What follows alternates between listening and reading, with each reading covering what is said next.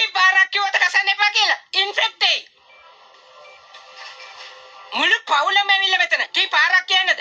එක වෙලාවකට එක්කෙනෙකුට විතරයි එන්න පුළුවන් කියලා. යන්න මෙතනින්. දැන් යන්න.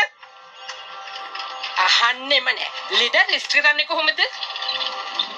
මේ බලන්න. මුළු කකුලම කඩාගෙන්නේ. ඔච්චර වේගෙන් මොකට යනවද මන්දා? ජීවිතේ වැඩක් නැද්ද? මගේ ජොබ් එකේ පළවෙනි දවස පරක්කු වෙන්නේ. හරි. මතක තියාගන්න. මේ කකුල කෙලින් තියාගන්න ඕනේ ස්ට්‍රේට්. ඒ වගේම කෑම ඔක්කොම කන්න ඕනේ. රැට හොඳට නිදා ගන්න. තේරුණාද? ඔව්. නර්ස් කෙනෙක්ද නැත්නම් ජේලර් කෙනෙක්ද? සිස්ටර් මාර්තා කියන්නේ මෙතන ඉන්න ලොකු නර්ස්. එයා හරිම හොඳයි. ස්වීට්ද? මෙතන ෆෝන් පාවිච්චි කරන්න බෑ. ඒ කසන්න එපා. ඔක්කොම කන්න ඕනි. අංකල්. ඒ ලෙඩුන්ට කරදර කරන්න එපා.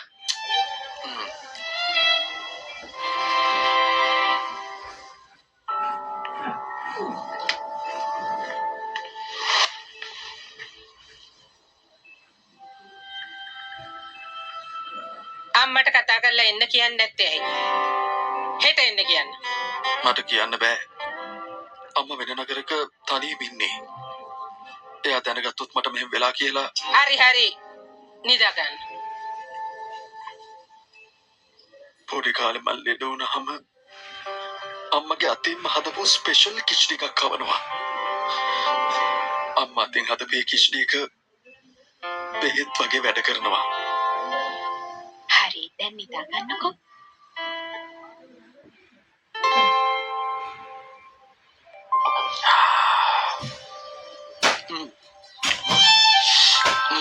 Thank you so much, miss. මේක අපේ අම්මා හදන කිච්ඩි එක වගේමයි. තෑන්ක්ස් කරන්න ඕනේ මට නෙවෙයි මාර්තා මැඩම්ට. එයයි කෙතරින් හදාගෙන ආවේ. ඔයාගේ ස්පෙෂල් කිචඩි.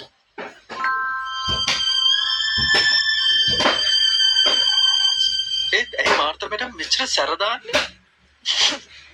ඒක තමයි වැඩේ. අපි නර්ස්ලා සැර කරනවා දකිනවා. මේ වචන පිටිපස්සේ තියෙන සැලකිල්ල කාටවත් පේන්නේ නැහැ. එතකොට අපේ මාර්තා මැඩම් එයාගේ හැටි එහෙමයි. වචන සැරයි ඒත් හදවත ගොඩක් හොඳයි.